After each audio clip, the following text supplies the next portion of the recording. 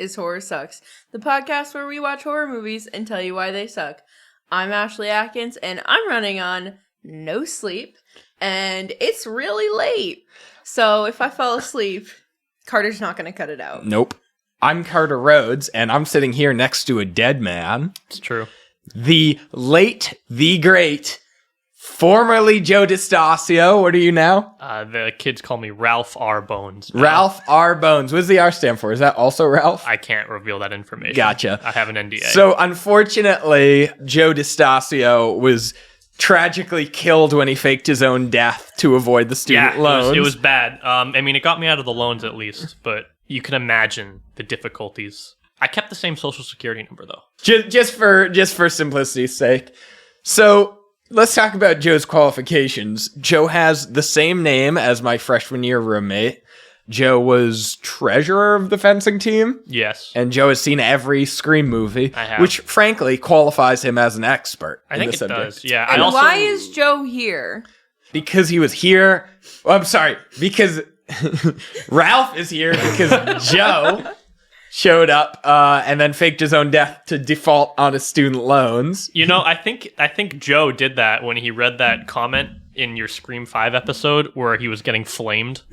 Oh, yeah. So, yeah, before we get into it, so Joe and I went, camping a while ago, and my mom finally, for the first time, by the way, listened to Horror Sucks. Everyone and their mother that I've ever met has been following Horror Sucks, except my mom. She's just I just didn't get around to it. And so she was like, oh yeah, I finally got around to listening to Horror Sucks. And I'm like, okay, Mom, I just finished camping with Joe. You're on speaker, just so you know. And she's like, okay, hi, Joe. And I go to dinner later, and she's like, good thing you said that, because I was actually about to start trashing Joe. She's like, I was gonna go, yeah, I loved it, except for Joe. Yeah, let it be known, Carter's mom, if you're listening, that this is a formal declaration of antagonistic feelings towards you. To be clear, the reason why she didn't like me is because I dared swear in the year of our Lord, 2022. She liked how I swore, which added emphasis. She thought your swearing was simply vulgar. Right, yeah, of course. Thank you. Yes, so for that reason, I'm only going to be talking in this review as if I am a Victorian child who has been sent to the year 2023, and I'm not going to swear at all. Every time we're going to get to a part where I don't like and be like, oh, rats, I didn't like that part. Because apparently, swearing in 2022 is just uncalled for.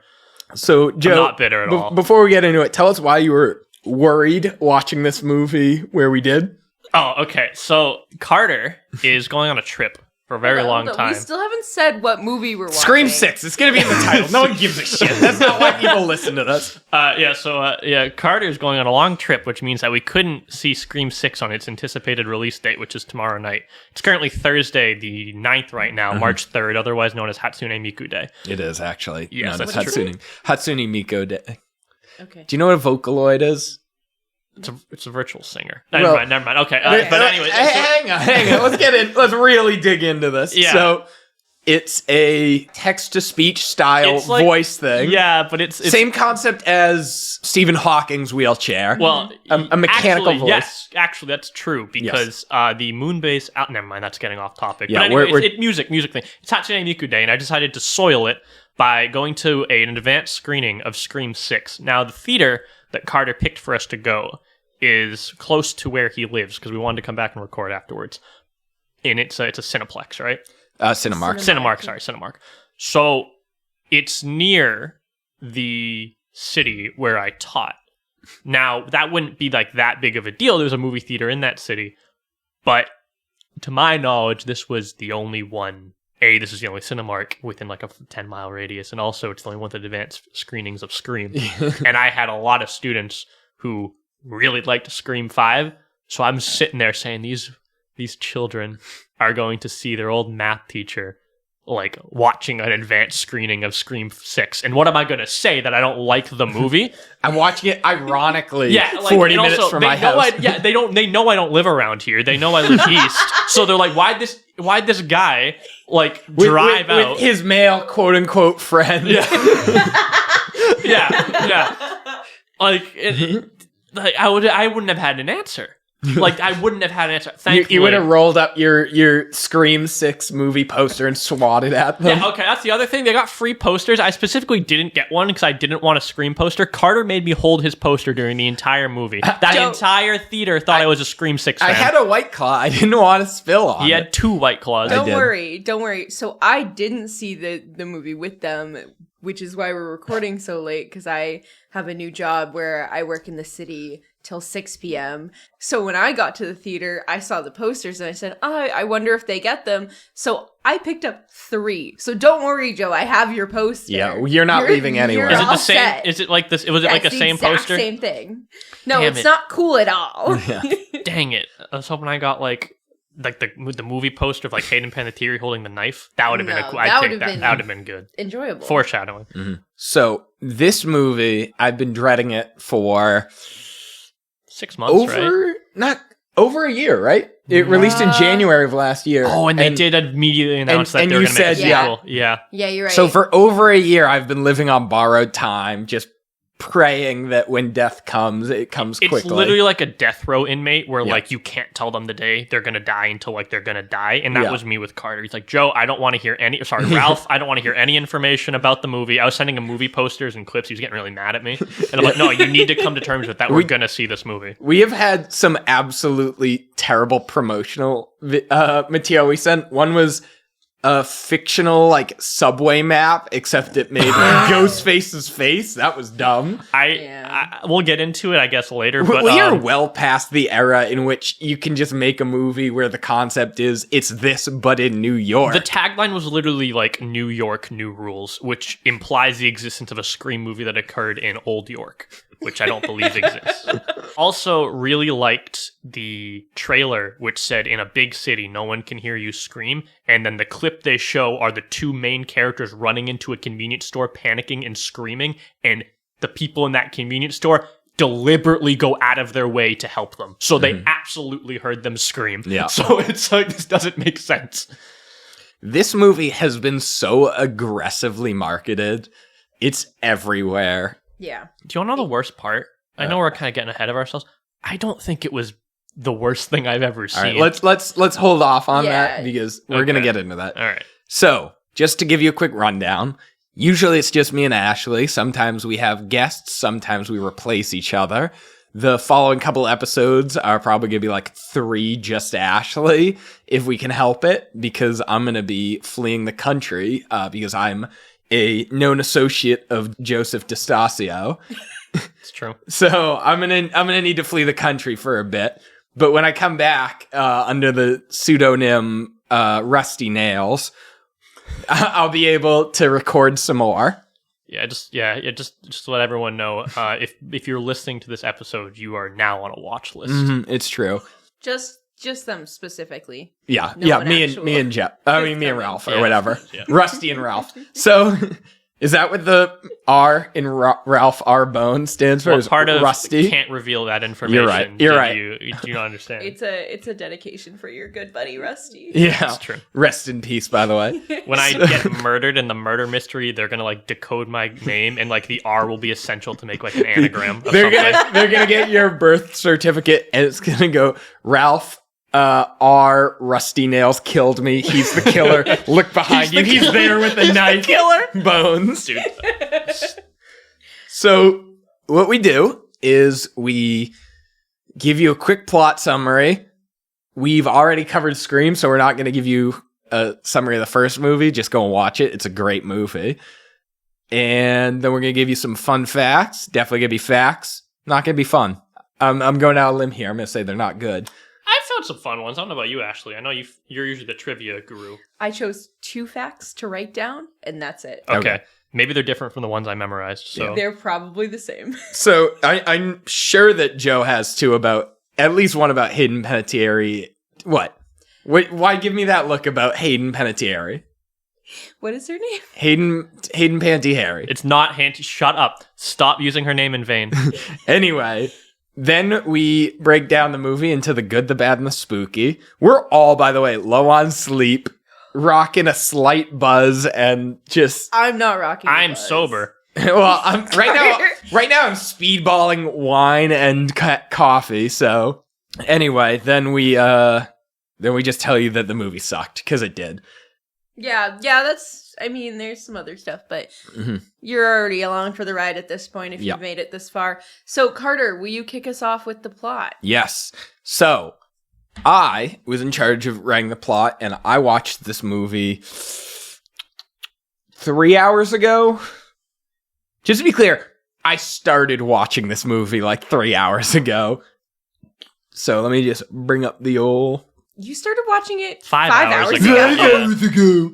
That's what you sound like. Watching it 3 you guys hours sound ago. like. It was actually 5 hours ago. This is why you're fleeing the country. Yeah, because everyone hates me. So, the movie starts with some random woman who we've never met, meeting some guy, presumably from Tinder. This film professor is on a date, and she ends up getting lured into an alleyway and murdered by her film student, Jason, who's wearing a Ghostface costume. And turns out Jason's been plotting with his roommate, Greg, to kill Tara and Sam from the previous movie. But while he's trying to talk to his buddy Greg, turns out, oops, a different third Ghostface appears and kills them. Anyway, so Sam and Tara are now in New York with their sex-positive roommate, Quinn. Chad and Mindy, Meeks Martin, survived from the original, or from Scream 5, also known as 5 Cream, also known as just Scream, because they made a remake, just called it Scream, and then made a sequel to the remake and called it Scream 6. I think it is forever the dumbest thing ever that they did not call it 5 Cream. That is malarkey. Yes. That is, I can't believe they didn't do that. Yep. So, the movie starts with this film professor getting lured on a date in New York City and ending up getting murdered in an alleyway by her student, Jason, and he's a Ghostface enthusiast, and he was planning on killing Tara and Sam from the previous movie, 5 Cream, but him and his roommate were planning on killing her, but turns out a different Ghostface can't let that happen, and he kills them. So that's the cold open. Meanwhile, Sam, Tara, Chad, and Mindy from the previous movies are all living in New York. They have a sex-positive roommate, Quinn, who just does nothing but get railed the whole movie. I'll cut that. It's not really a joke either. No. She's just constantly like, you hear her in the other room having sex. She has like a different guy over all the time. Yeah. Anyway, so then there's also 2 people who aren't important. There's Chad's buddy Ethan, who's a snack, allegedly, and alleged snack, and Mindy's girlfriend Anika, who has maybe one line of dialogue. I think that's about right. Truly born to die. Anyway, Sam is talking to a therapist because her father is Billy Loomis, the killer from the first movie, and she hallucinates him and loves killing. Anyway, she's like, there's been this online conspiracy theory that Sam was behind all the murders and framed her boyfriend, Jack Quaid, for it. And that's Richie, for those who are not in tune with 20th century Hollywood. So Jason was killed, as I mentioned in the beginning, and they planted Sam's ID sort of to frame her. And Quinn's father, who's a cop, is on the case. And so he's trying to help figure this out. And guess who appears? Special Agent Kirby Reed, who's played by Hayden Panettiere. I would argue, please don't interrupt me, that she was not nearly famous enough to be like, dun dun dun, it's Kirby Reed. But we've had to cut a previous argument about this because it was so unproductive. This is literally the It was so unproductive. This is the equivalent of like there's like a debate going on, and then it's like a third party steps in to like resolve it. It's like, it's all right, guys, we can agree to disagree, but you're right. Like, that is what Carter is doing right now. Let it be known. Let the record show. We're gonna release a bonus episode of that argument. I am holding the plot hostage. As I said, if we got into another discussion, I was going to start over. Because again, the previous plot was unusable. So, they decide what better way to deal with some guy we don't know getting murdered than to have a dinner party. Oh yeah, I think they were attacked by Ghostface or whatever, and they're like, we're not gonna get sad about that. It's a convenience. They're planting masks from previous movies. Yeah. He attacked him in a convenience store and it kind of established that he's stronger than the previous Ghostface they faced. Mm-hmm. So it's a little more intimidating. Yep. But anyway, they're like, yo, let's have dinner. Well, they were like, oh, any of us could be the killer, so let's lock ourselves in the apartment. Except not with everybody, only with like 4 of us. Mm-hmm. Yeah. So they're just chilling, eating dinner, and all of a sudden, Ghostface is in the apartment somehow, and he kills Quinn, Tara, and Chad, who, by the way, have like a will they, won't they, that's just deeply uninteresting going on, and they just book it. They're out of there. And Sam, Mindy, and Anika, I think it's Anika, right? Anika, they're in the bathroom. They barricade themselves, and Sam's secret boyfriend, Danny, throws like a fire ladder across the gap in their buildings because he's their like alleyway neighbor. And so, the 2 characters from last movie, Sam and Mindy, crawl across, and now they're like, okay, now unnamed character number 4, your turn. And we're watching it like, oh boy, I bet she's gonna survive. Sure enough, she's killed. They end up doing some investigative journalism and finding that Jason, the person killed in the opening, had a sort of movie theater shrine to Ghostface, and it's an absolutely absurdly large cinema in Manhattan. Truly absurd. I can't picture like an abandoned cinema just left alone. Right? Nothing. That would be like vintage apartments within like a month. Yeah, exactly. Like there would be squatters so fast too. Like, yeah, that's true too. It just there's no way no one touched this giant open land. Anyway, so they find that and they're like, oh, you know what we should do? Let's track down Ghostface. They do their like, you have 60 seconds on the call thing, except Hayden Panettiere brags about being able to do it in 15 seconds. I'm gonna get into that.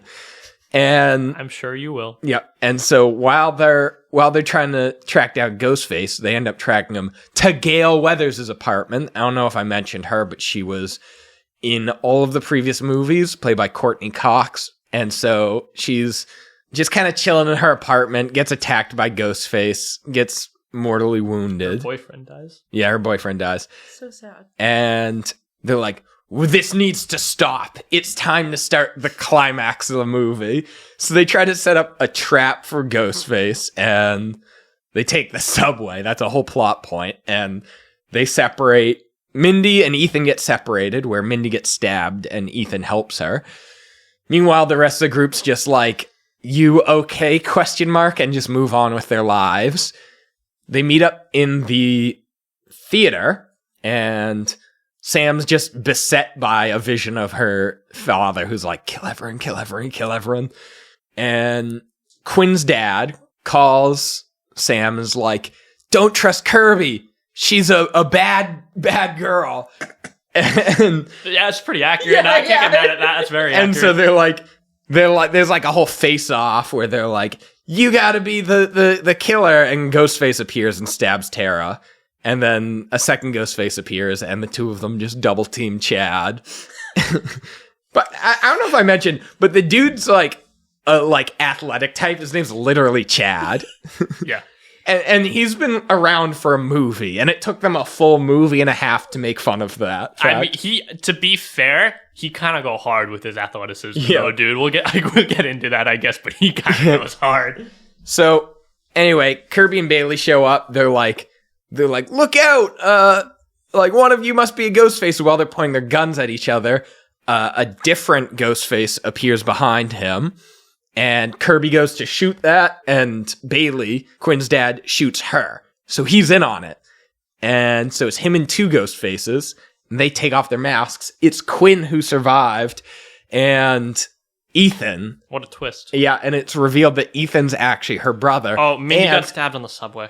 Yeah. Did I mention that? No, I think you missed it. I thought I mentioned it. I said you mentioned that Mindy got stabbed. and then Ethan took care of her. My bad. So anyway, turns out Ethan's also the son of Bailey, and so is Richie from the previous movie, Jack Quaid. And they have like a whole Jack Quaid memorial thing playing in the background. I forgot about that. It's one of his movies that he created playing. It was weird. It would be the equivalent of like you just made like a Friday the 13th fan movie. Yeah, like, it's the equivalent of if at our funeral someone started playing the podcast. It kind of is, yeah. Yeah. But only if like we started killing people in our podcast. Right, It was even more unhinged. And that's what's happening to me at the end of this, right? So Ralph Bones is dying tonight. So they kill pretty much everyone. Sam wears Ghostface's costume because that's like a character arc or something. And eventually her character arc is she's like, I'm not gonna baby my younger sister. And that's kind of it. That's the movie. So, what did I miss? Anything? I think that's honestly, I mean, that's, I don't think that's... I don't know if I did a fair job, but I feel like I did a thorough job. I think you did a decent job. I think anyone who really is going to care about the details is already gone to see the movie. Hopefully they're too humiliated to admit they're fans of this movie. You didn't mention...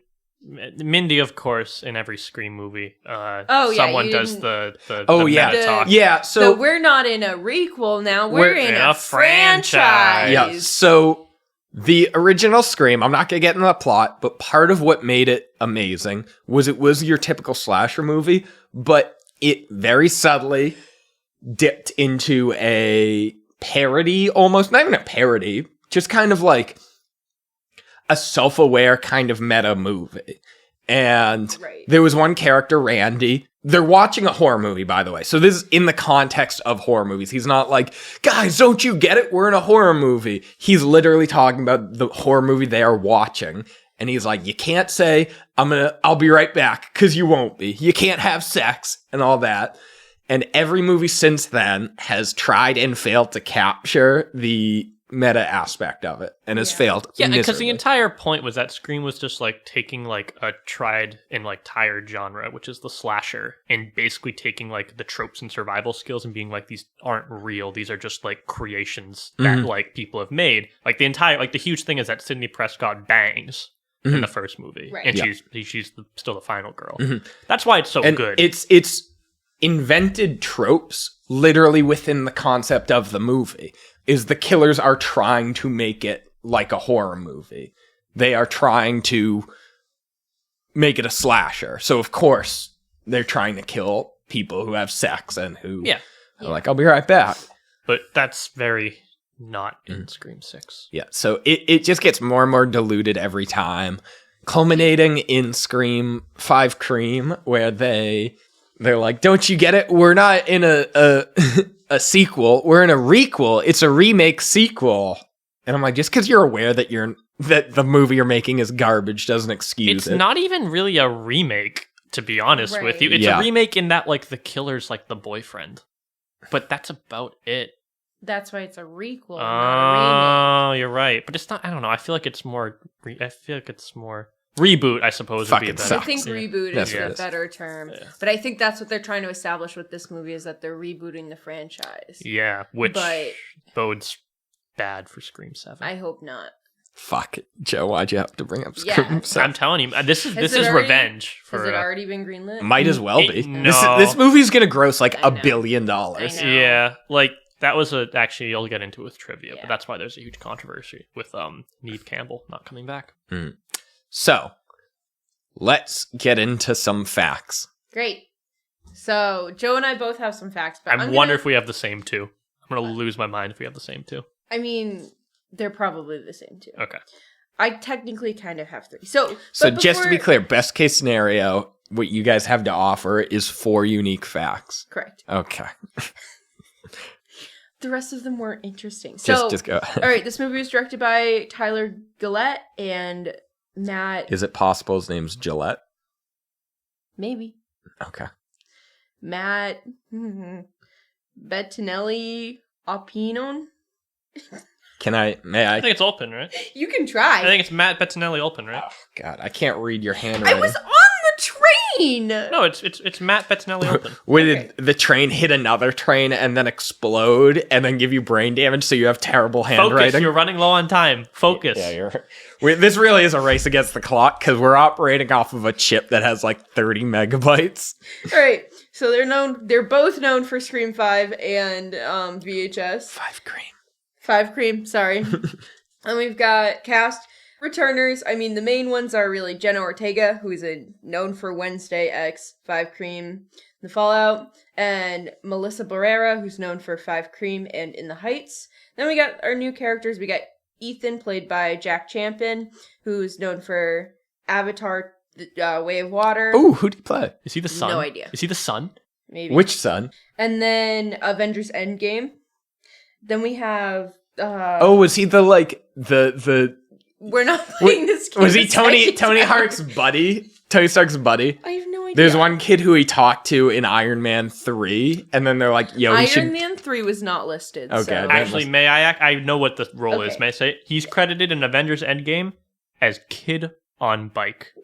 I think he's the kid that talks to Paul Rudd in the beginning of the movie think when you're right. Ant-Man comes out. I think you're right. Then we got Liana Liberalo, who is best known for The Best of Me. And More like the worst of Scream. High five me, Joe. No, get away from me. I'm mad at you. I will pause the recording until I'm high-fived. and then we have High five. Dermot Mulroy, who plays Detective Bailey. He's quite well known. He's known for My Best Friend's Wedding, The Wedding Date, The Family Stone. He was on Friends for a bit. He was Jess's boyfriend, In- Russell. His voice sounded New familiar. Girl, Did he yeah. do any voice acting? He might have done some, but I Okay. don't know. I only wrote down a few. And of course, Hayden Panettiere. Bless him. All right, so my 2 facts are that Neve Campbell didn't come back because of a money issue. She felt that she wasn't getting paid well enough based on how the last movie did, so she asked for more, and they said no. And actually, Matthew Lillard stuck up for her and said, "Tom Cruise is not being underpaid. Why should she be? Because she's a woman, basically."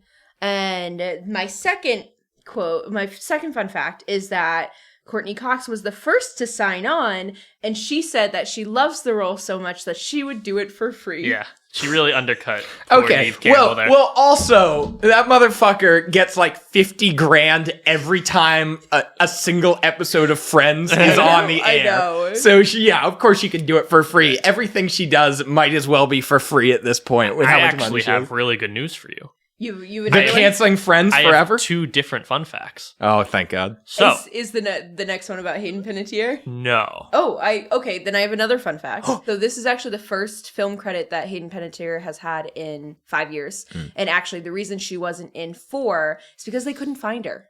She doesn't have an agent. She hasn't been doing anything. She kind of just dropped off the face of Hollywood.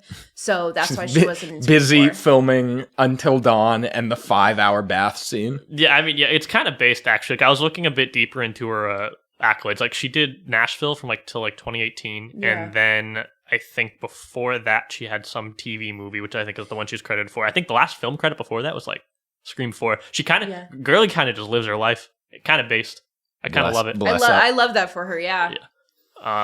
So I have 2 fun facts as well. Amazing. Lay 'em on us. So the first victim in Scream 6 is the film professor, who is played by Samara Weaving. Yep. Is it yep. Samara? Samara. Samara Weaving, who starred in the director's, I think, probably most well-known horror movie, which is Ready or Not, which I don't think is a particularly good movie, but she's the main heroine in that.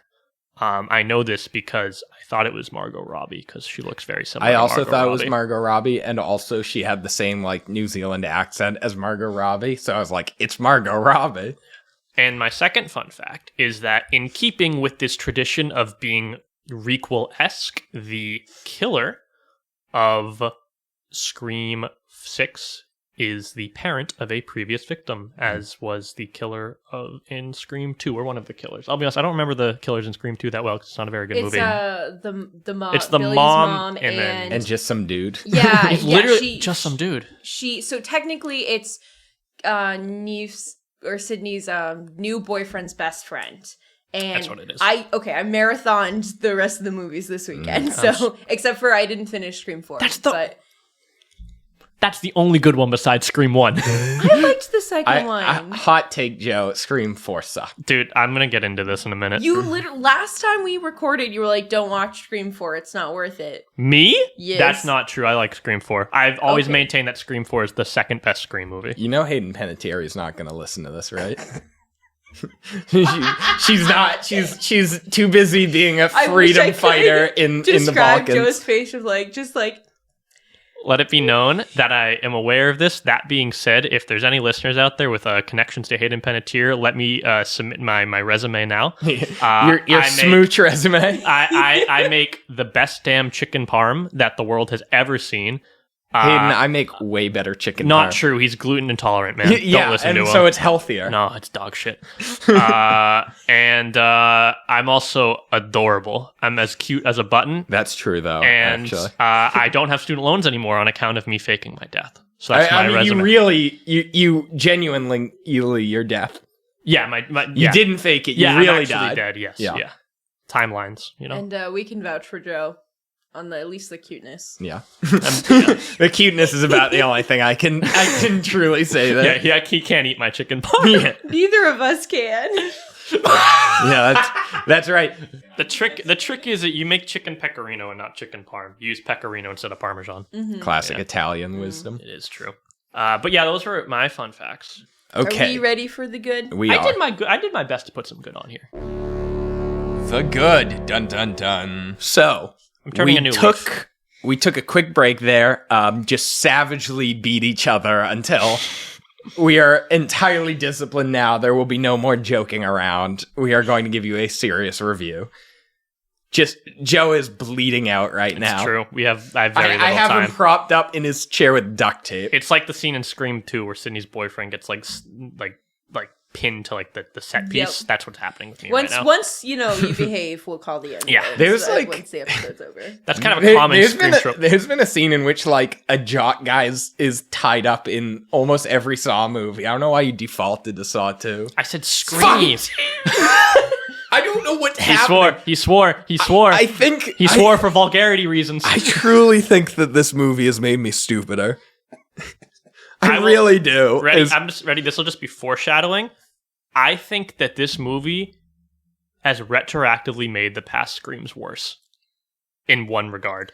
Let's get into that in the bad. Right. Yeah, I know. It's called foreshadowing. All right. Let's start with the good, though. Okay. Before we get into the good, I just want to say that with regards to Saw, one of the more recent Saw movies, one thing and then I'll drop it. One of them it's called Spiral from the Book of Saw, and the main character is played by Chris goddamn Rock. They're like, this is the guy we want as our dramatic lead. Stop. Yeah, it all sucks. All right. That was worth intercepting. Thank you. So, first thing that I kind of liked towards like part of the building action, there was a lot of drama. I actually kind of enjoyed it. They did a decent job where it wasn't too much drama. It does have a downside for later when we talk about the bad, but I liked it. I really liked the cold open. Really? I wish I really, if it had been Margot Robbie, that would have been outstanding. Is an absurdly famous actress, because for those of you who haven't seen the original, the movie opened with Drew Barrymore taking a phone call, doing like this fight with a masked killer. And then as it looks like she's going to escape, she's killed by it. And all the trailers, all the promotional material had Drew Barrymore as like the main character. So it was a big shock when she died. And really no other movie has captured that like surprise. One has tried to recreate that either.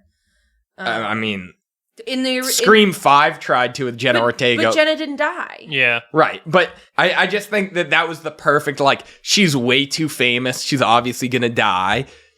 But then the cold open, you realize, wasn't her dying. It was the killer going home and having the exact same thing happen to him. That was a good subversion. Yeah. I agree. I really liked the part where like the killer went home and ended up dying, because I did not love her wandering into the alley while she's on the phone. I thought actually her being on the date and like having to call the guy was creative, but then she gets up and leaves the restaurant to go look for him down an alley. I'd be like, I'm gonna go home. I liked how it transitioned the second cold open, I guess you could say, but I agree though. It's just kind of like, oh, okay, the horror movie professor is gonna go walk down a alleyway. It tied into the plot without falling into the scream trap of like what they do every movie where they're like, hey, remember this one character from a single scene? Well, what if they were dead?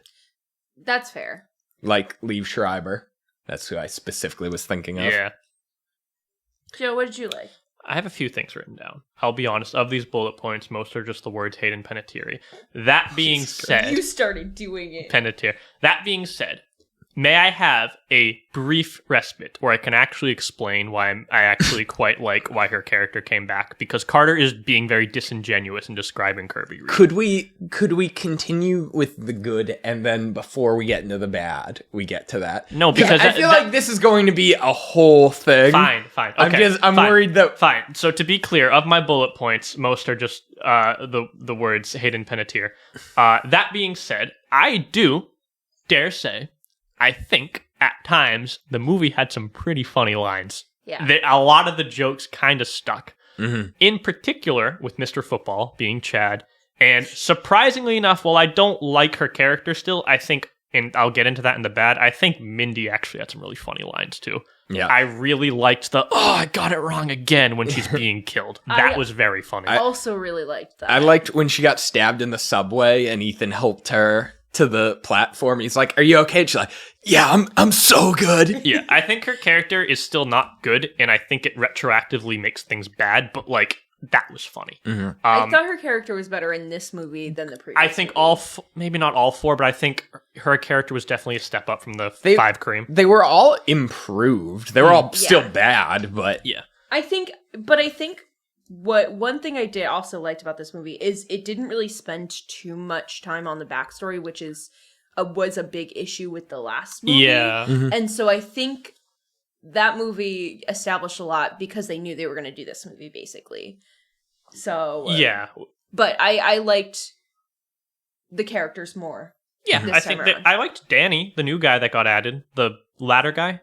Yeah. Oh yeah, I thought he was good. I liked him. He's just kind of a good guy. Fun. I liked the scene where he's trying to warn everybody about like the killer in the house, but he doesn't give up. So like you stopped paying attention to him for 5 minutes during the scene, and then he's still doing it because he's like, "Why would I stop? Like these people I like are getting murdered." Rats. Anyway. Yeah. I also thought that it did a pretty good job at representing kind of an East Coast person, especially when Sam and Tara run into, this is kind of like, it's a very minor thing, but when they run into the convenience store screaming for help, some guy's like, "Hey, there's a lion here, I'm cutting in line," and then Scream walks in and Buddy immediately sizes the fuck up.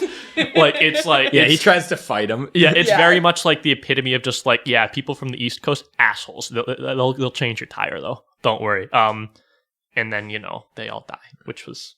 that.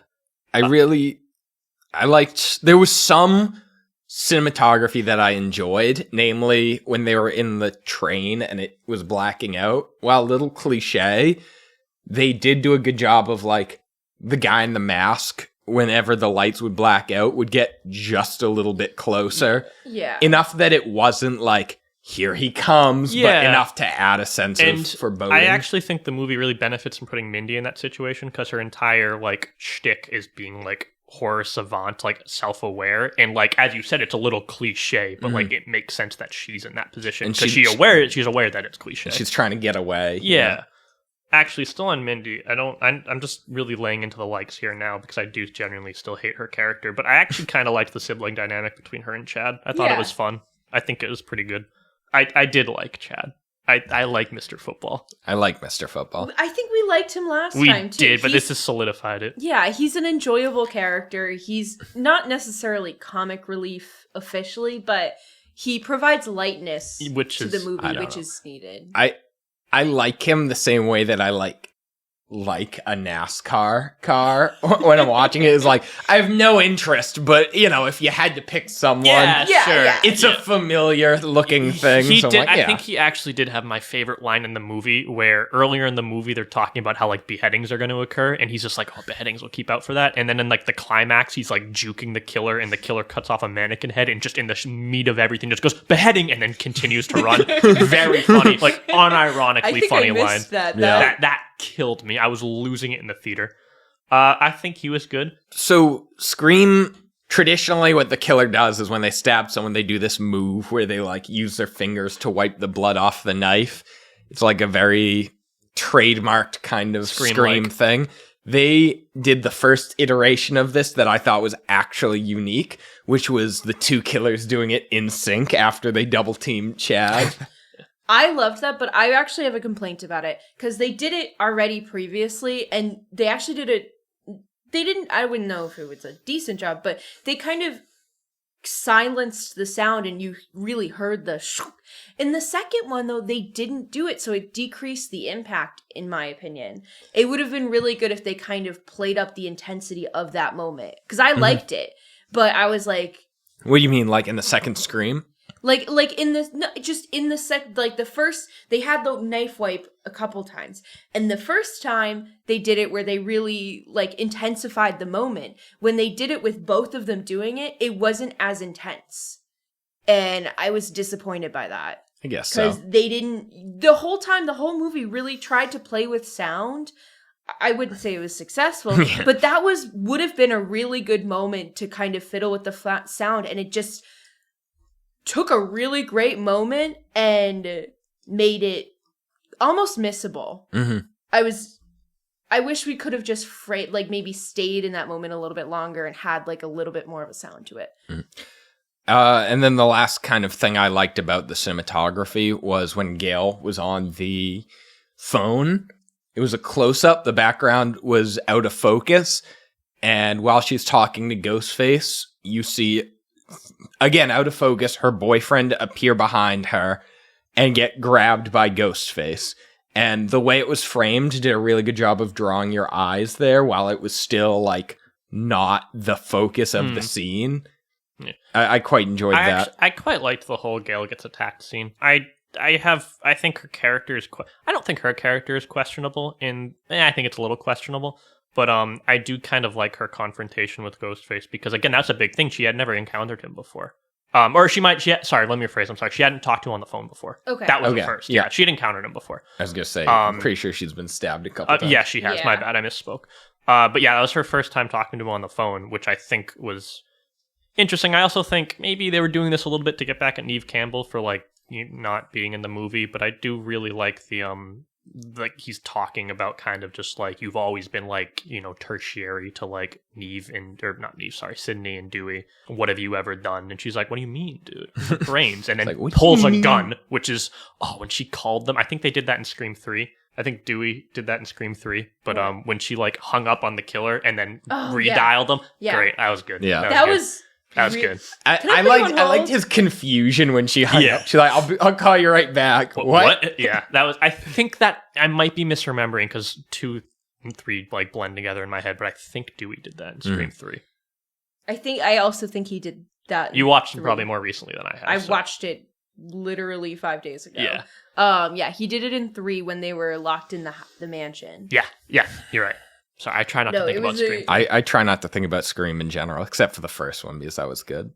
I liked the second one, okay? No, not okay, actually. The second one's fine. Second one sucks. Except the music number. Yeah, okay, yeah, you're right. That was... God, I don't know. But the rest of it wasn't bad. Honestly, whatever. I liked... They got the classic Ghostface voice back. He's been in all the movies. That was good. That was cool. I did kind of like that they stuck with the format where it was the kid's parent, as someone who recently watched all of them. Mm-hmm. Alternatively, I fucking hated it because it was just lifted almost exactly from Scream 2. Is they're like, oh, well, if the Scream 5 is Scream 1, then Scream 6 should be Scream 2. Which is why the killer is the parent from the last movie. That's fair. It was just so dumb. But with that, though, I liked that there was 2 Scream ghosts with the extra killer. Like, there's 3 of them. Okay. But That's the first time there were 3 Ghostface. Yeah. Okay, actually, while we're there, I'm disappointed the 3rd movie did not have 2 killers. Yeah, it just had one. Just the Right. director. Yeah, I'm mad about that. Okay. It broke the pattern. The pattern of 2 movies. I will say, with the likes too, I'm not claiming that they're doing this well, but I do at least appreciate that they're trying to stay with, like, the idea behind the killings. I do like how, like, the main thread is just, like, how, like, this stuff is blowing up on the internet, and, like, because I thought that was alright in Scream 5, where the motive is just truly stupid. It's just, like, truly dumb. It's people that are obsessed over, like, things they shouldn't be obsessed about. I'm not saying they did it well, but I like how they at least try to continue that into the next one. They're not just trying to do, like, new motive. Just like that. Like, I don't know. I appreciate some continuity. Again, I'm not saying they're doing it well, but it's continuity at least. All right. Are we done with our goods? Just Joe. Last thing, I did enjoy the core 4 that he came up with. I didn't enjoy that immediately afterwards. They were like, that's so stupid and cliche. Haha, that'll never catch on. Looks at camera. If they just didn't, like, make such a big deal about it, I would have found it entertaining. I kind of liked when, like, Chad was getting wheeled away on the stretcher. It's like, how'd you survive? Like, that's a lot of stab wounds. How the hell did you survive? And he just holds up 4 fingers. 4. I'm like, that's not an answer. Like, it's not an answer. That was You got stabbed like 13 4. times.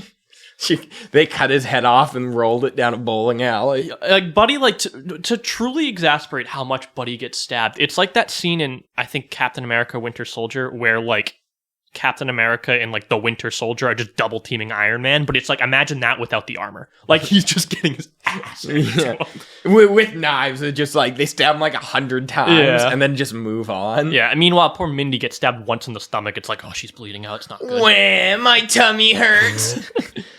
All right. Do you want to go on your Hayden Panettiere? Yes, please do. Okay, so Carter has been disingenuous with the depiction of Kirby Reed because Kirby Reed begins Scream 4 looking to be like the friend of the final girl that, like, dies like a third of the way through the movie and is used for, like, fodder because she's Jill's friend. Sure. But by the end of it, she's more or less, before she dies, she's more or less kind of fulfilled almost like a pseudo archetype between, like, the Randy Meeks-esque, like, horror savant and the, I don't want to say a final girl because she's not a final girl, obviously, but, like, she's more or less morphed into that archetype, and especially with the reveal that is it Charlie? I think it's Charlie is the name of the second killer in Scream 4 is the killer. He was supposed to be kind of like the Randy type.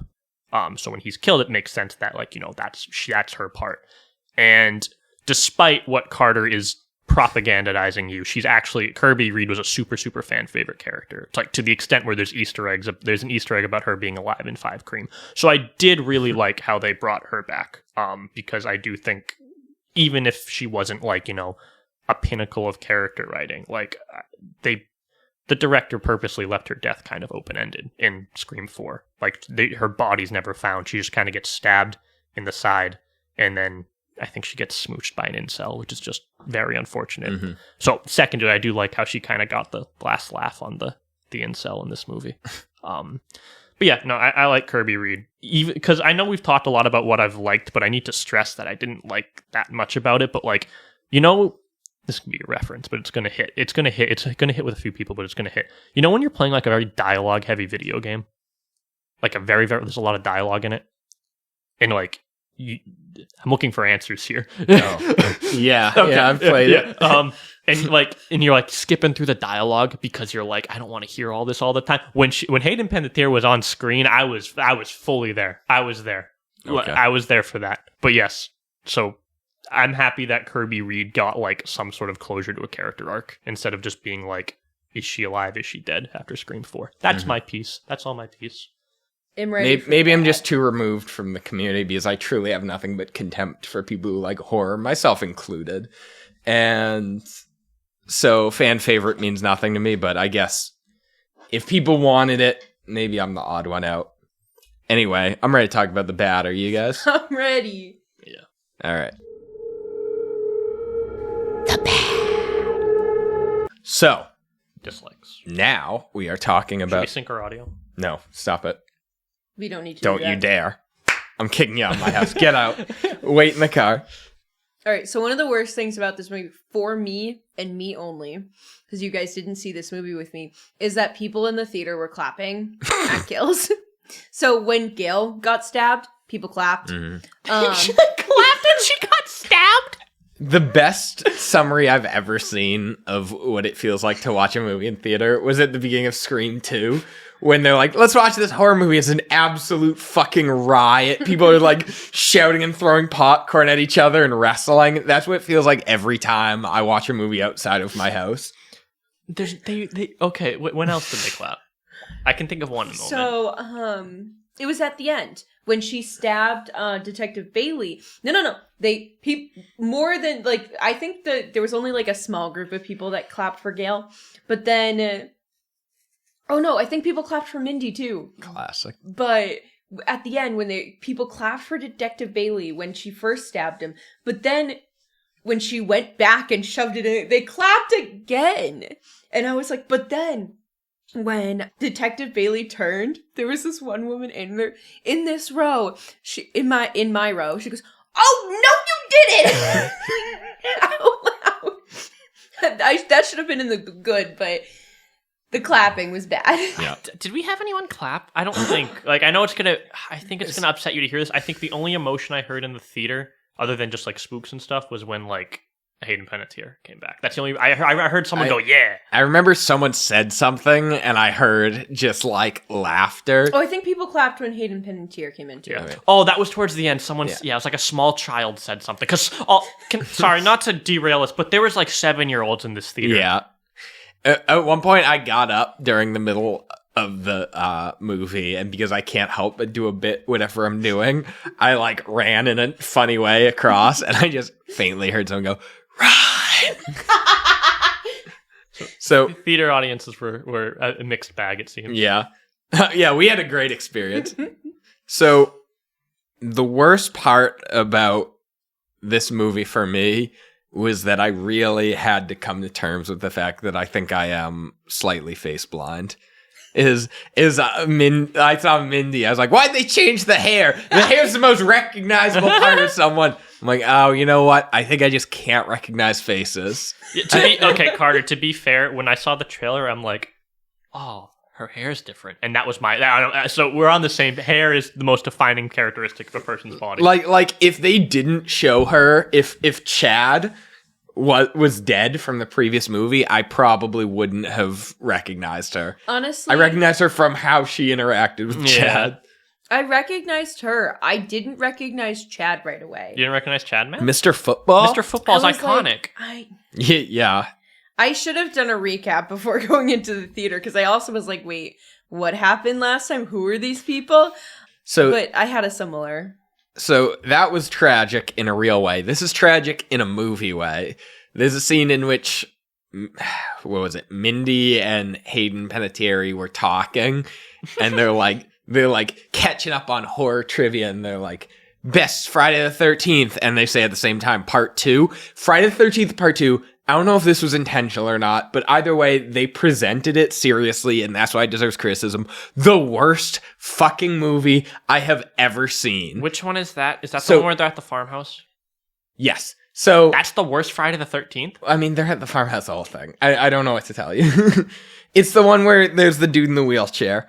Yeah, it's that one. Okay. So that one's just to be bad. clear, aside from just being bad, at one point, half the crew leaves the farmhouse to go get drunk, and the movie will just cut to them drinking at the bar, and they never return to the farmhouse. They're just there having a blast at the Do town they bar. survive? Yeah. That's yeah, so they go good. out, they have the That's so time, funny. the night of their life. And so I'm like, what the actual fuck? And then I start watching 3, and it takes place literally that same night. And I'm like, oh, this is one of those like part 1, part 2. They're going to come back. Nope. Nope. They lived. They went out. They got drunk. Honestly, more power to them. I'm surprised. It wasn't even like they left. They left, and then the movie would follow them just having a night on the town. remember in that movie, I don't remember the specifics because I think it was at one of your New Year's things where the first death in the movie is fucking hysterical. Yeah. Because, like, someone just goes up to, like, the attic to get something, and then another person comes up to the attic to get something, just as they see those person's, like, legs lifting off the ground or something as they're being, like, hanged. And I'm like, what is this? I don't think that's this movie, because this movie opened with the, part 2 opened with the woman who survived part 1.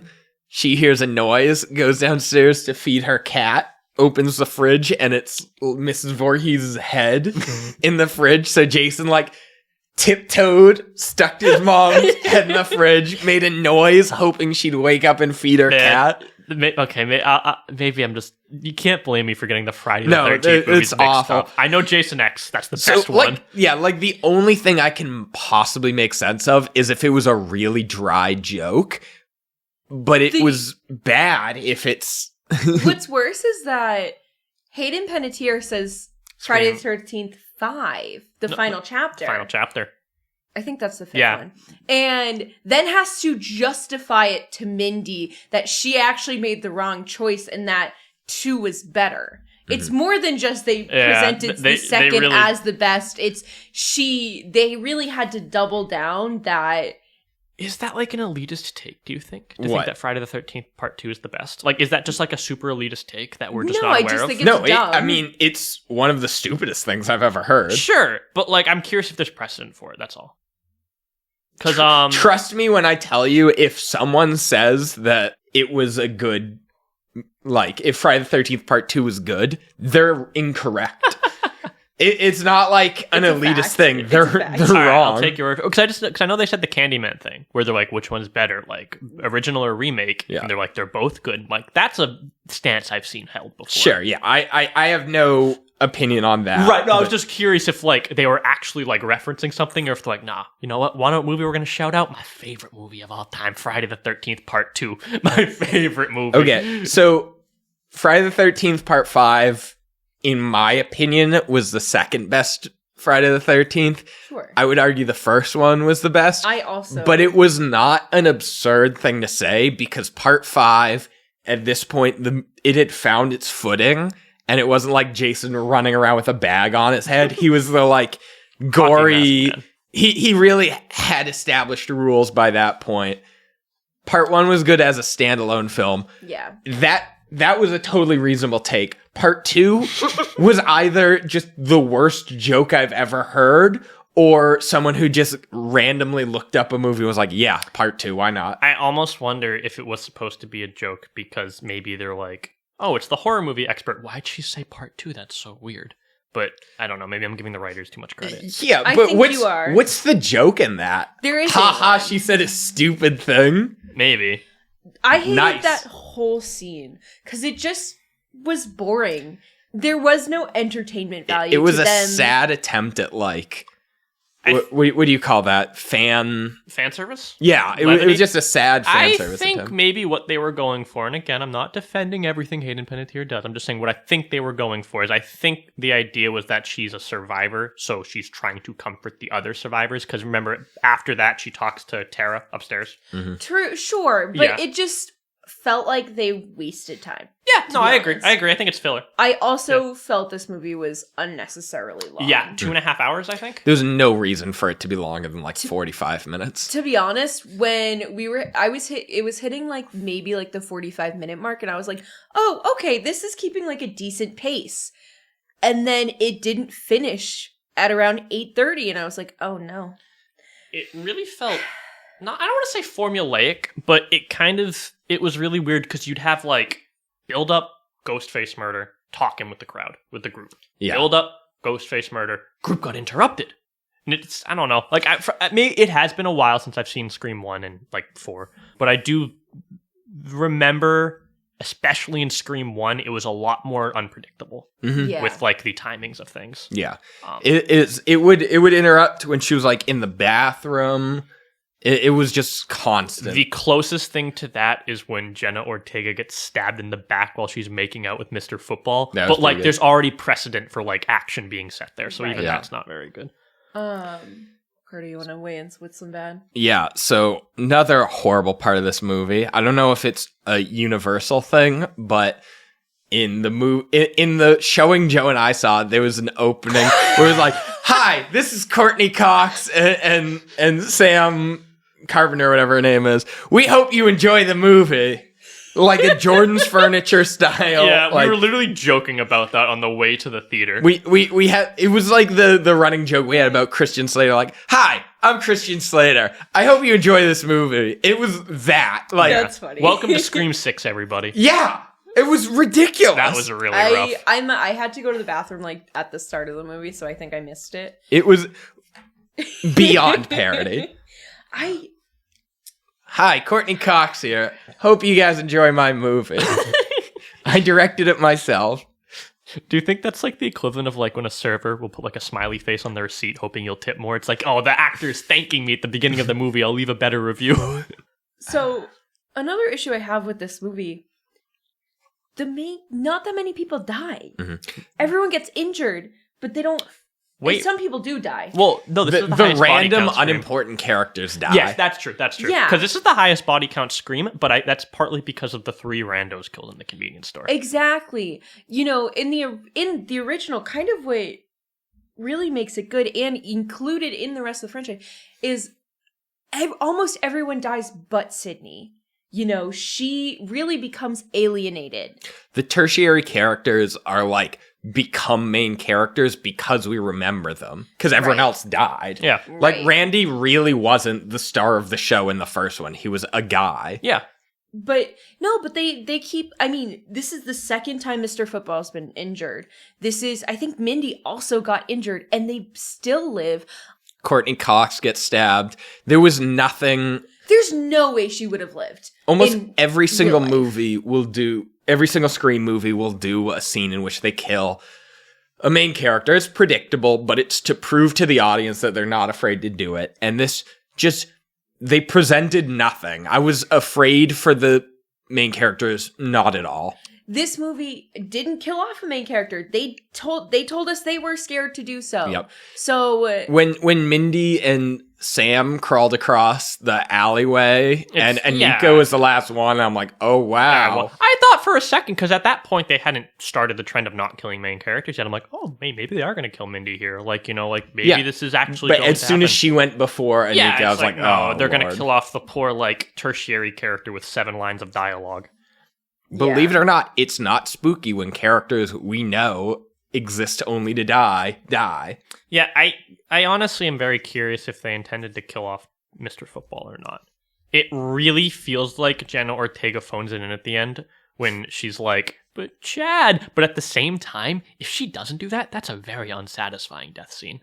It's funny that he gets stabbed 7 billion times, but like, I don't know. It just didn't have the weight of it, you know? yeah, I agree with that. I think they could have done that better, where they acknowledged him. I think he should have died. I don't think he should have lived. I also don't think Mindy should have lived, although she wasn't quite as badly injured. The first one definitely played it off like he died. Yeah. Yeah, true. Also, on that note, where was I? I know Ashley's probably gonna have a point to make about this, because I know you mentioned like the drama adding good and bad. I don't think it meshes well with the slasher formula in this situation, because on that scene of like, I think the reason the Chad death scene doesn't hold that much weight is because it's really weirdly prologued with the weird, like, you know, dramatic session between him and Tara. Proceeded, yeah, thank you, proceeded. Because it just doesn't feel, because like, I think it's overdone, don't get me wrong, but you know, the Scream and most slasher things have a build up, and when you break that rhythmic tension in stuff like the original Scream, where like, you know, something happens when Sydney's in the bathroom or stuff like that, it keeps the audience on their feet.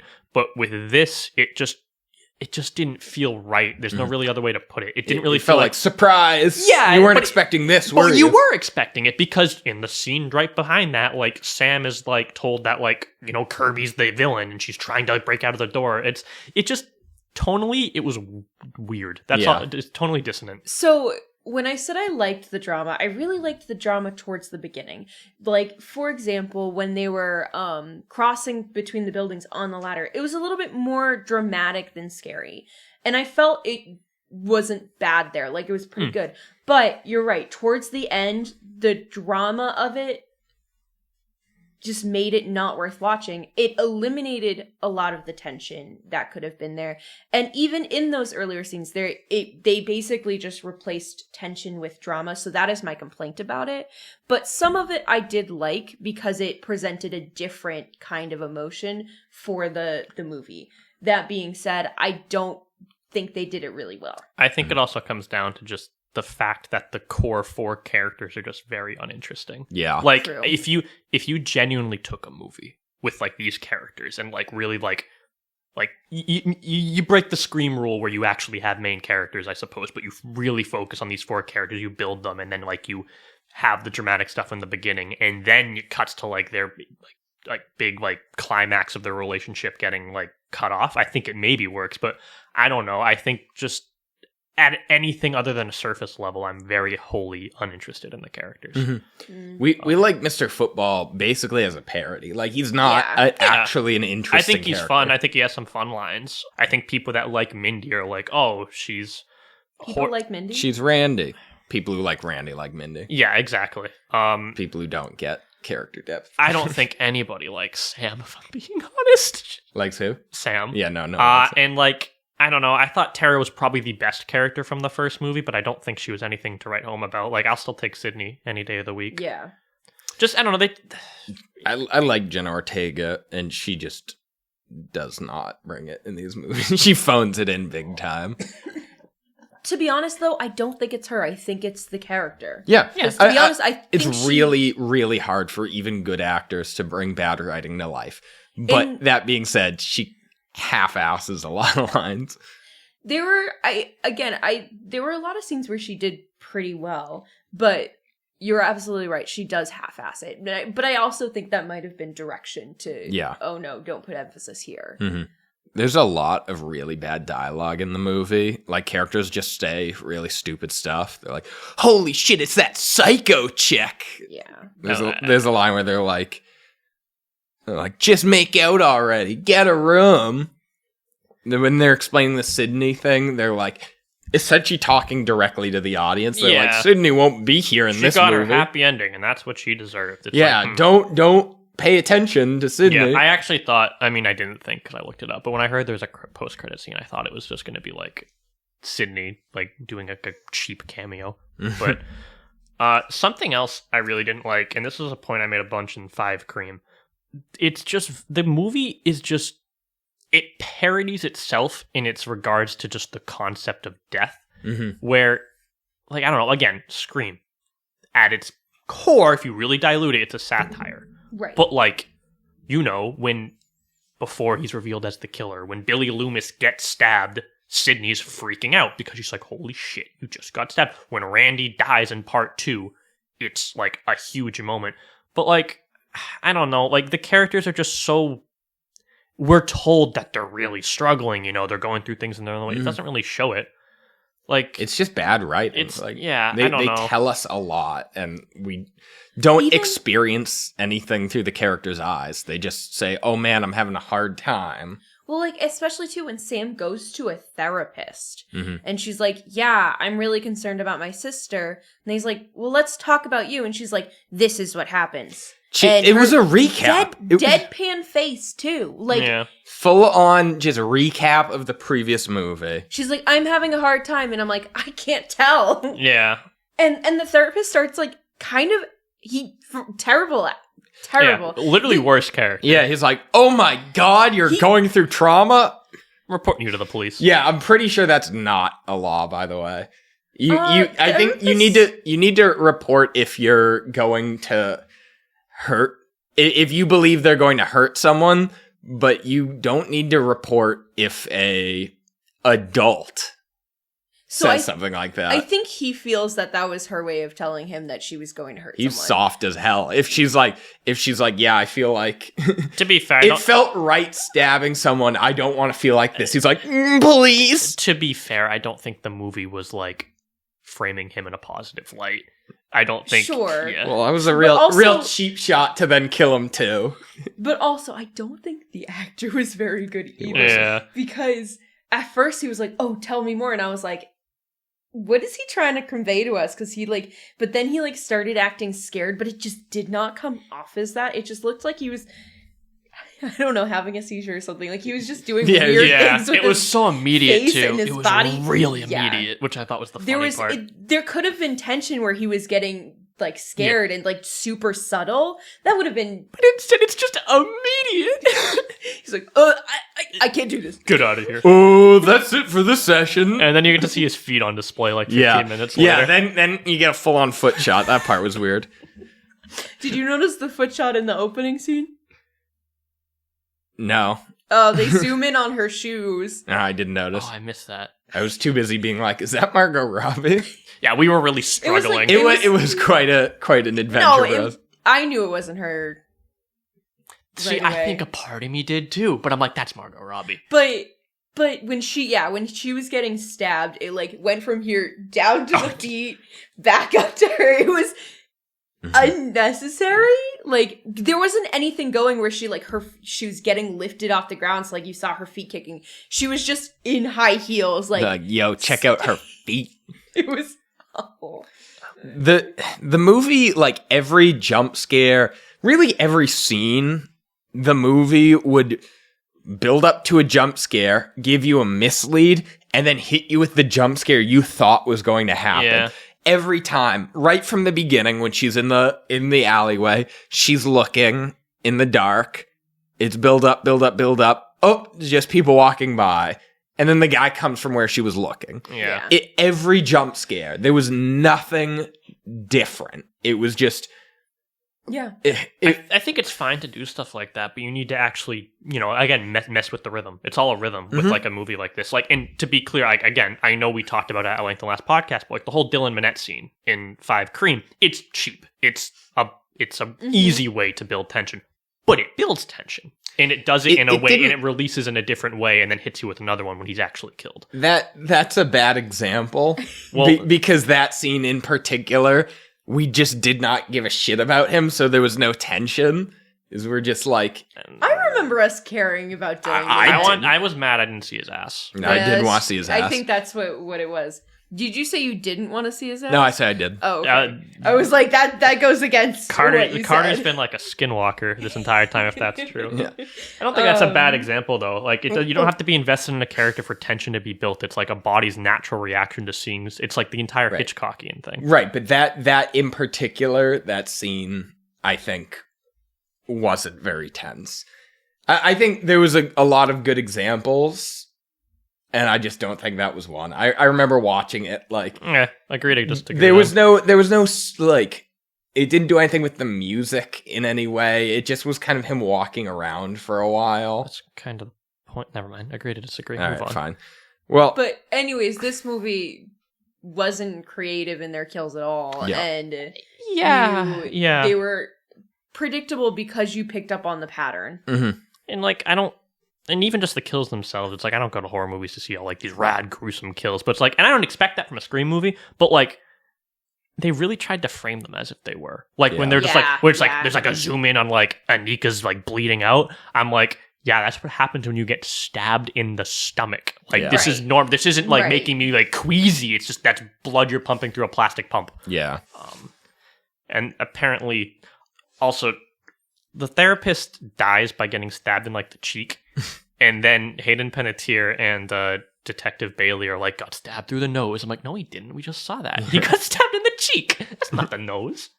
I don't know. I thought the movie overall was a little obnoxious at times. I thought it was obnoxious throughout. Yeah.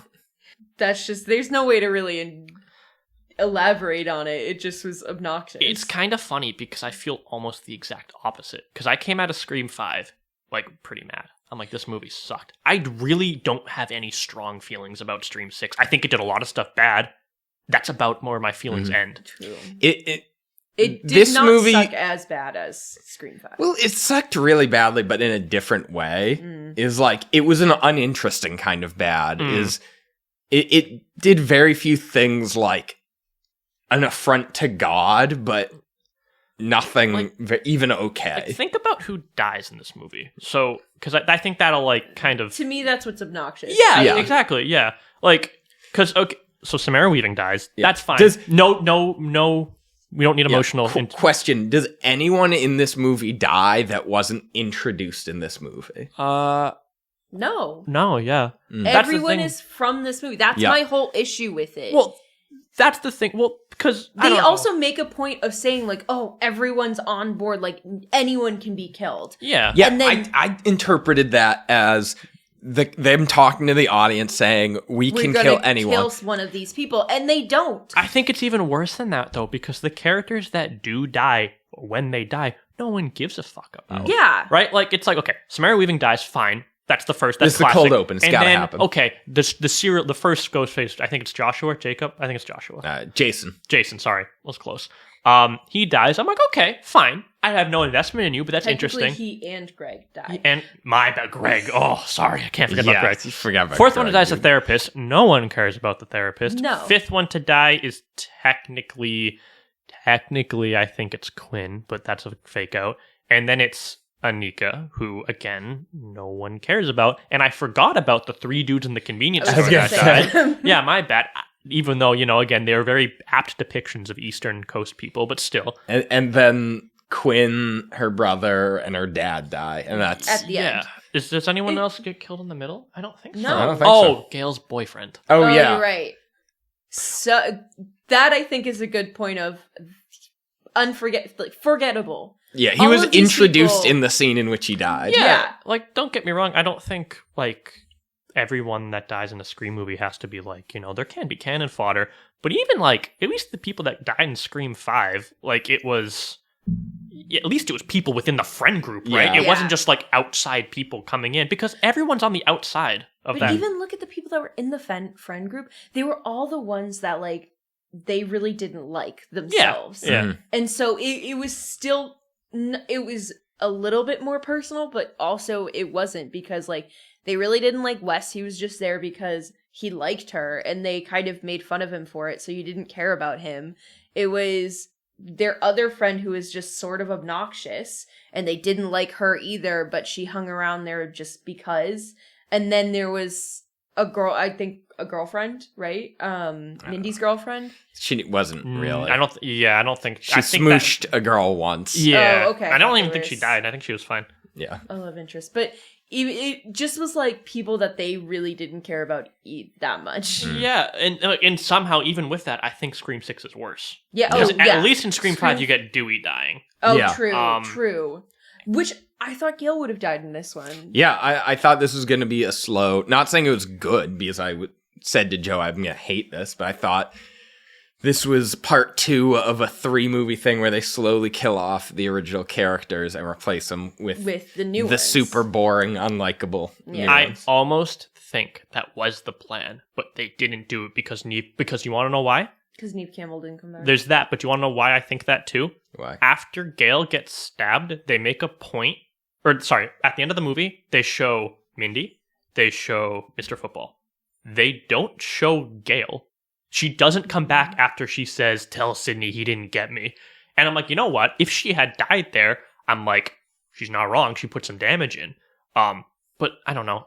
I'm genuinely very curious if the original plan was to kill her off, but then after Neve Campbell didn't want to do another movie, if they had to change, they had to pivot. They probably would have known that well before that scene, but I do think that I think it she feels dropped lifted. out kind of closer to filming than I would mean, have liked, but I don't know. It just was uninteresting. Honestly, you know what I would have liked better, which the Ghostface implied, would be Gail actually being Ghostface. that would have been one of the most stupid You plot think so? twists. I really do.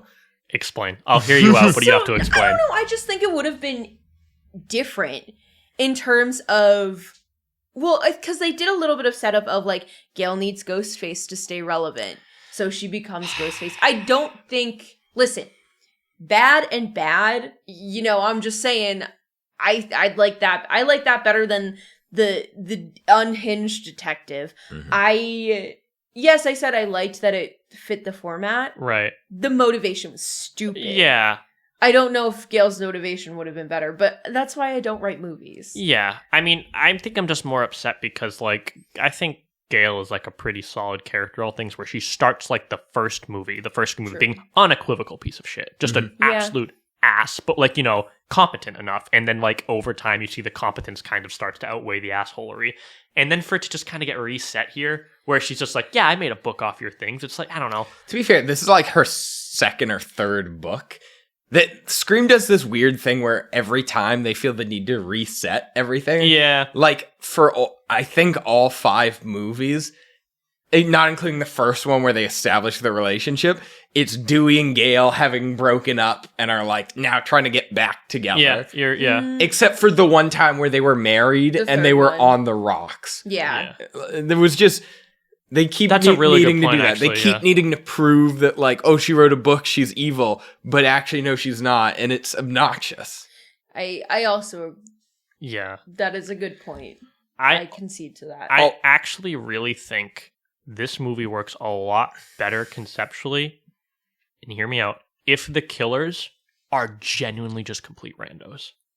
Like, I think if they, like, unveil their ghost mask and you have no clue who the hell they are, you're like, the hell is this? And it's like, no, you don't understand. This is what we've cultivated. Because that's a thing to an extent. They couldn't frame it like a whodunit, though. Yeah. I mean, this was supposed to be a Scream. Remember, this was like one of the taglines was, you've never seen a Scream like this before. We have actually seen quite a So, few Screams. Exactly. I think, well, It didn't do anything really I think unique. the you haven't seen a Scream like this before was because there were 3 of them. That's it. It's really not that unique. Yeah. No. So, the scene while we're talking about Gale, the scene in which she's Sam or whoever, I don't remember who, throws a punch at her and she dodges it and she's like, ha, I saw that coming. And then she gets punched by Tara. It was just so stupid. That's Marvel level dialogue. Yeah. It was like, obviously a like comic fans can turn to Scream episode 1 to see this reference.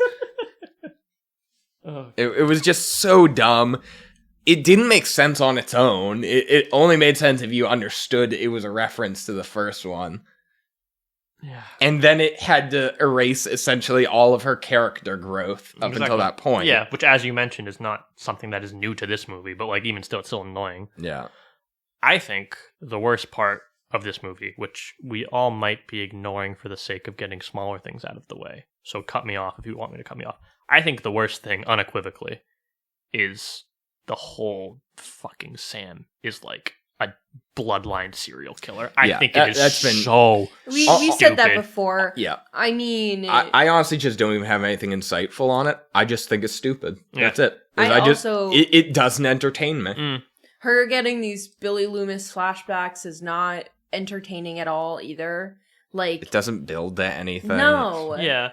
I really don't want, like, a My Bloody Valentine plot twist where, you know, she's actually the killer but doesn't know it.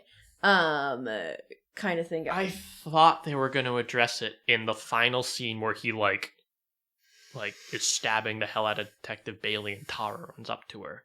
And it's like, what are you doing? And I'm like, maybe that's going to be a scene. But no, Tara's just like, yeah, and then stab just her. like, yeah, kill this person. And like, dude, don't get me wrong, I don't blame her for killing like Quinn when she was advancing at her with a knife. That's like self-defense. I think that's reasonable. But like, I don't even blame her for killing Bailey there. me neither. But like Yeah. the fact that they make a big deal out of it is the thing.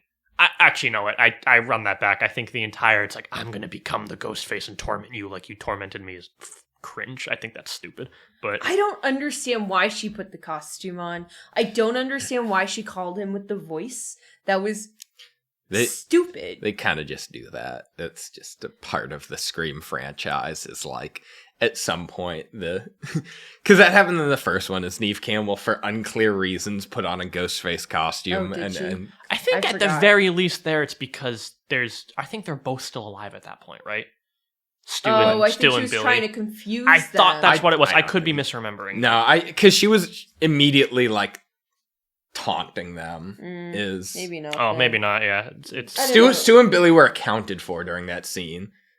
Like, oh, were they? Yeah. Okay. I remember Stu handed the phone to or Bill handed the phone to Billy handed the phone to Stu, and she was like, Stu, why'd you do it? And he was like, peer pressure, I'm far too sensitive. Oh, yeah, you're right. They were both well accounted for. She was just kind of dicking around. But like, not to be a hypocrite, but I'm almost okay with that there because Sydney is like, she just watched all her friends get butchered. Yeah. Who name a character that Sam had an emotional connection to that got killed in this movie?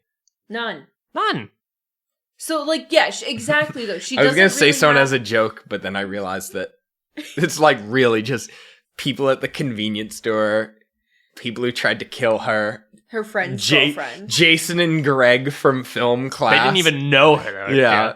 Actually, yeah. Honest to God, who in this movie died that didn't try to kill her? That she would have known? Nobody.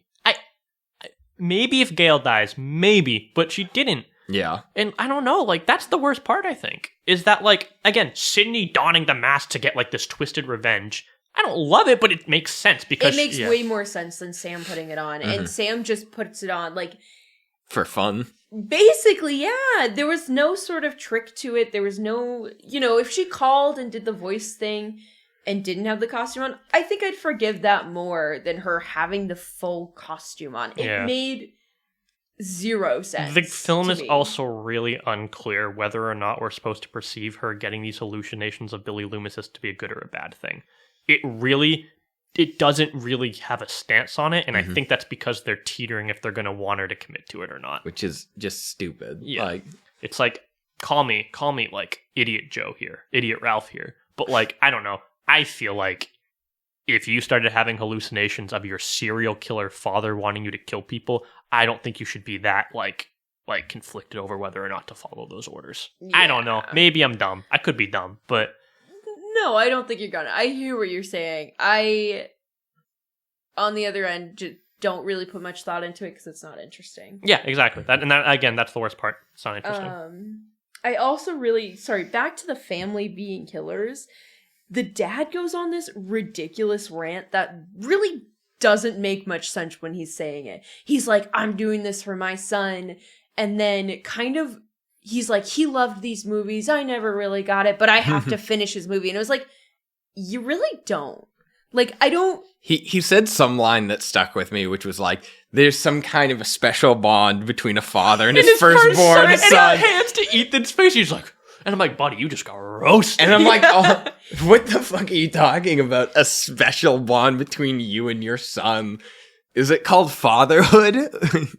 Yeah, it just was weird. And it went on way too long of him and them explaining why they wanted to kill them. Yeah. I mean, she killed their brother.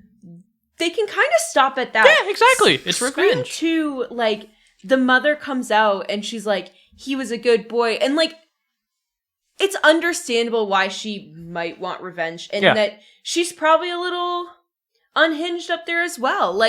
That to me made more sense than, Richie's family repeating the same thing. Mm-hmm. And especially, that's not even getting into the entire we wanted to assassinate your character before we killed you and blame you for... It's I don't give a shit, dude. But also, do people really care that much? About, Sam Carpenter. Yeah, apparently so. The movie tells us it does. Why? That to me, the fact that someone, took the time to throw their cherry soda on her was... Diet cherry soda. It is canonically diet cherry soda. But it just was, stupid. Even if I disliked someone so strongly because they did whatever, I would not... First of all, I would not antagonize them in the street, especially if they potentially killed a bunch of people and I think they're a murderer. Especially if you're passing by them. Yeah, I would be like, is that Sam? I mean, also right.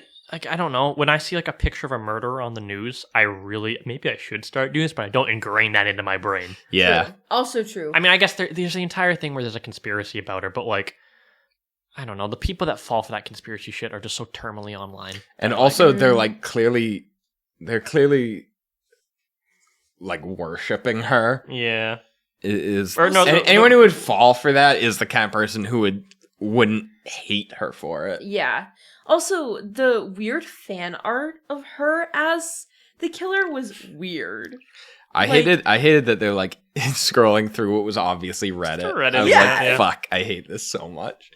So they have different fathers, and for this, in general, it's not weird for siblings to be wildly different heights, but Sam is laughably taller than Jenna Ortega, and it like takes me out of it a little bit.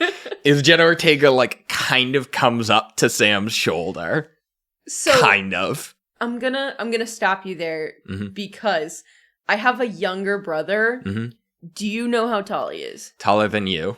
Significantly Yeah, taller. I know. And I know. Like, he's almost 6 foot and I'm 5'2". Yeah, and I know two sisters who are like similarly wildly different in heights. But this was just like it. I couldn't notice what was happening, even if it was totally 100% believable. Okay. Even if they were unrelated, it was like movies do a really good job of showing people to be generally the same height. I guess, it was I guess just like weird in that- a movie context. It was it's weird that to they're see. like that incredibly different in height. Okay. It didn't really faze me. Yeah. I that's was a you taken thing. out of it. Okay, fair. I mean, I think my thoughts are just summed up where, like, I don't know. I just don't think the movie was all that interesting. Yeah, I agree. I had a brief spike of tension in the beginning of the movie, and I'm like, okay, see what happens, and then it just kind of went away. Mhm. Oh, wait, one more thing. The therapist's death is so stupid. If you stab a knife into someone and you pull it, the knife is going to come out. You don't pull the body. They got with him in the nose. No, afterwards though. It's stuck- it's stuck in his nose. They take the knife, use it to leverage him as like a stick attach him, and then like slam him into the door Yeah, with it's stuck a in lot his of nose. force. He can't- No, it's not. Afterwards, it's in his nose. No, Uh. it was bad. Mhm. One thing I kind of already mentioned that they play with sound a little bit. Unfortunately, though, they use that as their jump scare tool, and it's cheap, and I just don't like it. Mm-hmm. My last note is that there's a really stupid like character arc of Sam being like, I need to let Tara live her own life. And to do that, she quite literally lets her go. She's holding her over a killer who's jumping, trying to stab at her. She's like, I need to let you go and go on your own. I'm like, what? Stop. Yeah. All right. Are we ready to move on to the spooky? Yeah. The spooky! Ooh. I found very little to be spooky. It did a terrible job of capturing jump scares because it would be like, oh, is there going to be a jump scare? Nope, fake out. Just kidding, jump scare that you expected. You can't fake someone out and then hit them from where they expect it to begin with. That's not subverting anything. And they do that constantly. I honestly think that like it's hard to call. There are horror movies, don't get me wrong, but it's like the setup for every scream kill is the same, at least with these newer ones. And I just no, it's not a lie. I was gonna say it's not a lie because of the random guy in Scream 5 that just gets his throat slit, but like it really is just like The creepy dude. Yeah, it's like here is just like this isolated scene where a person is. That person is going to die, and you might be like, well, Ralph, what about Mr. Football? He gets stabbed a bunch in the theater. Yeah, he doesn't die. Mm-hmm. Right. Yeah. Sorry, that's going back, but it's just I'm with Carter. I didn't really find anything particularly spooky about the movie. I didn't write anything down because I really struggled to find it spooky. The thing is, there were a few sound jump scares that like made me jump, but I would not define them as spooky and don't think they're worthy on this list. And the only reason that I like, because I was in a Dolby theater where it was so loud. Mm-hmm. I will say the only jump scare that really got me was when, what's her name? Courtney Cox is on the phone. You see in the background, her boyfriend kind of gets yoinked. And oh yeah, you're looking in the background because you're expecting the killer to come, and the jump scare is he bursts through the fucking wall. That was probably the only jump scare that actually subverted what you were expecting. That was is pretty you were good. expecting him to appear behind her or something. yeah. Instead, he jumped out through a wall. Actually, I did think of something spooky. What? When the secret boyfriend is watching Ghostface kill Quinn, air quotes. Kind of spooky. It's kind of spooky, like being able to watch it and not really do anything. Yeah, that's fair. You know what? Yeah, I agree. And him just like tapping on the windows because that's all he can do. That was kind of spooky. I agree. That was now good. that I think about it. Yeah, I just on a conceptual level, I agree. That was actually I liked that because actually that's reminiscent of Scream 4 too, because there's a similar scene in Scream 4, if I remember correctly, which is a fake out. That lessens the impact of it because I haven't seen 4 yet. Mm-hmm. Sorry, that's okay. No, it cheapens the one in Scream 6. Oh, okay. I don't really care either way. Yeah. The ending for Scream 4 was ruined for me in this movie. Oh, it is, isn't it? Yeah. Wait, is it? Yeah, they show the board of all the killers, and I was like, oh, huh, really? It's Jill? Wow, that ending's real. I like the ending of Scream. Really? 4. Yeah. I don't know if it's good, but I liked it. I'm still gonna watch it. Yeah. I mean, I'd watch it over this any day of the week.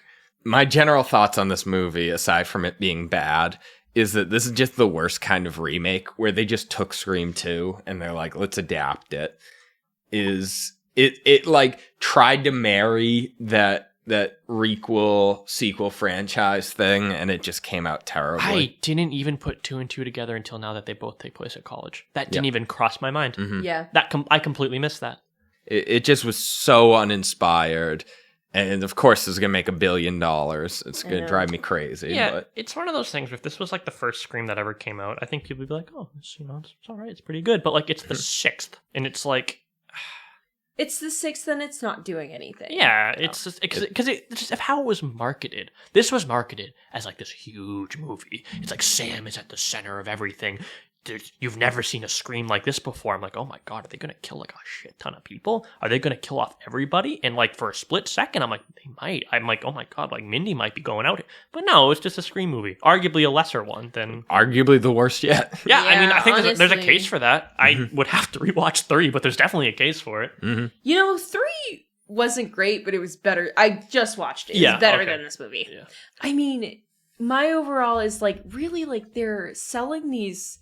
female characters that have no personality, B, like no strength to them whatsoever. For what it's worth, it's the same deal for the for the male characters. Yeah. They're just kind of bad. They're not sexist bad. It's just poor writing. I mean, Yeah. I just really think that, like, again, I know Carter and I disagree heavily on this, but I'm like, I think Tara was pretty decent in the first remake movie. I thought she was fine. I still stand by. I think the opening phone call in 5 Cream is pretty good.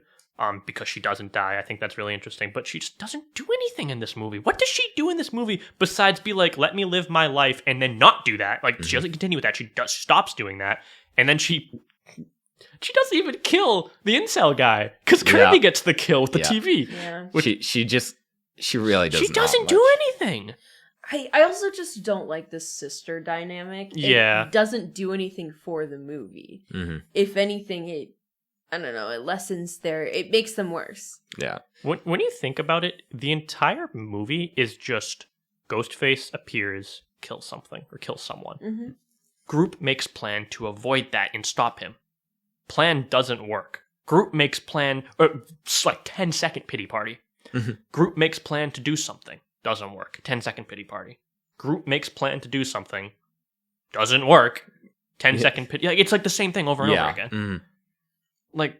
Like the first Scream's so good because there's really just no ebb and flow to it. It's just, or there is, but it's not predictable.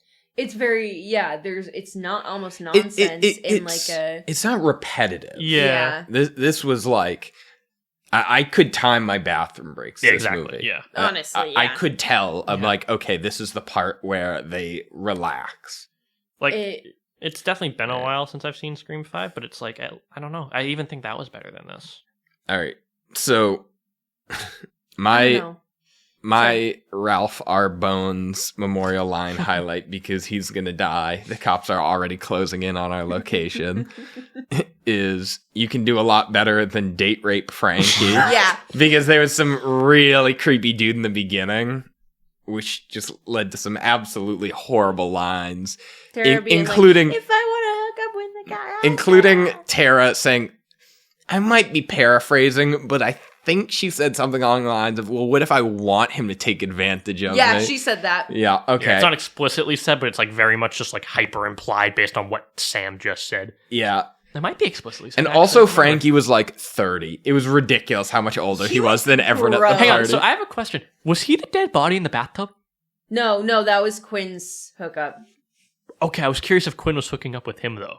No. Okay, I didn't. No, it was someone completely Okay, unrelated. I guess I'm face blind too because I saw it for a split second. I mean, he was covered in blood. You have an excuse. Like, there's Yeah. there's... I think that would be kind of funny if that was like the one death relating to the cast. It would have, but Quinn was already home. Yeah, that's fair. So, but no, All right. Are we ready for our ratings? Yes. All right. I'm giving mine a Scream 2 out of 10 because this ripped off Scream 2 in so many ways. If you're going to rip off a movie, why rip off Scream 2 of all things? I'm giving it a 5 because it was better than Scream 5, in my opinion. I'm actually going to amend my Scream 5 rating. I think I gave it a 3. I'm going to give Scream 5 like a 4.5, and I'm going to give this like a 2.5, 3. Like, Alright. I did think it was worse, but not in an interesting way. It truly is just everything it presents is less good. I don't know. I really hated the other one, and I didn't hate this one. So Okay, yeah. I didn't like it. What remind me again, refresh me, why did you hate Scream 5? It was bad. I mean, yeah, that's a given. We're in agreement there. Joe, can I recommend you watch our Scream 5 episode if you're interested on our detailed thoughts of No, why Scream I don't want to 5 hear that sucked? Joe DeStasio guy. He swears too much. Yeah. All right. Are we So, done? Yeah. What's next for Ralph Bones? Well, once I flee the country, I'm probably going to continue to pursue my career as a professional underwater scuba instructor, except I'm actually going to be doing everything with the explicit purpose of how to get the bends as quickly as possible. I think I'm probably going to go replay Until Dawn later. You're thinking of Man of Medan, I believe. No, I'm thinking If you're Until talking about Dawn. the Benz is Man of Medan, yeah. Yeah, thanks for having me on the show. Can I do my shout outs? Yeah. Got a shout out. Check out my YouTube channel, Ralph Bones. Check out oliversgames.deals for game deals and Free games. Free games. And yeah, if you're looking for an underwater scuba bend instructor specialist, let me know. Yeah. I'll have his secret number if you guys want. You can contact me. Secret number. Yeah. Well, I mean, you're operating off of burners You call these days. 911 I enough imagine. times and you'll eventually get me. Yeah. I'm one of the operators. You gotta call Scuba and say, I'm feeling real bendy today. And then they'll call you back from a payphone. All right, do your shout outs. All right. So I'm going to be out of the country. I've instructed Ashley to record as many episodes as she possibly can while I'm I gone. have 2 planned. Yeah, so that we can hopefully get a queue going, and that will help us deliver them on time. What do you have planned, Ashley? Coming up? Yeah. Well, I know who my guest will be. Okay, who is it? Our fan, Fiona. Nice. Fan and friend. We are going to do something that's a little light on horror. Janford's Body, maybe? I did propose that. She also wanted some other options. Okay. So, which I still haven't sent. But, will be determined. And do you have a... Second guess? Yes. Oh, it's going to be Ian. Nice. I don't think we've picked what we're going to do yet either. Okay. So I have nothing to tell the people. All right. So we're going to get those recorded and... And hopefully another guest will come out. Yep, manifest themselves. I asked Mia, but she might be too busy. Mm-hmm. Way too cool for us. Honestly. All right. Let me know if Scream 7 comes out. Oh, I'll God. always be here. Yeah, see you next. I hope Hayden See you Panettiere's next in that year, one. Ralph. What'd you say? I hope Hayden Panettiere's in that one too. Give me something to look forward to. She did say if you ever need me. She did say that. I wonder, for Scream 7, I wonder if they're going to stay in New York or go somewhere new. Imagine they go to like Chicago. Or not, I'm just saying like another Yeah, city. they like a bounce- city. I'm like, thinking like Vegas. I feel They- like they go to Vegas. oh my god, and like the promotional image is like just this ghost face on a slot machine. That would be actually pretty funny. The city of sin strikes again. In the city of sin, no one cares if you die. What happens in Vegas stays in the grave. What happens in Vegas spreads other ways. Oh my god. It has to be. You've just predicted Scream 7, Ashley. I'm It's in Vegas. Where else is it going to be? Absolutely. Because they've already done New York. They can only go down city-wise from there. So There's no way they're going to stay Famously, in New York is the northernmost city in the world. So maybe LA, but like, I don't know. They're from California. yeah, hopefully, Oh, they are, yeah. yeah, that actually is kind of hilarious that 4 people from a small California city just all moved to New York. They all go to the same college, Yeah. too. And Also, the fact that Mindy and her brother, like, and Mr. Football, siblings, both go to the same college. And still hang out. Right. Yeah, it's hysterical. I mean, I guess it's, the survivors. It's the core 4. Yeah, the Corvor. You gotta stick together. All right. Ashley, why don't you count us out or whatever? Right, well, Read us out or whatever. thank you all for listening. We really appreciate it. If you like what you heard, please leave us a rating, maybe some comments. We like that. It also helps us. And stay tuned for next week. And also, Stay spooky. Horror Sucks is brought to you by Wild Thing Media. Editing done by Carter. Production done by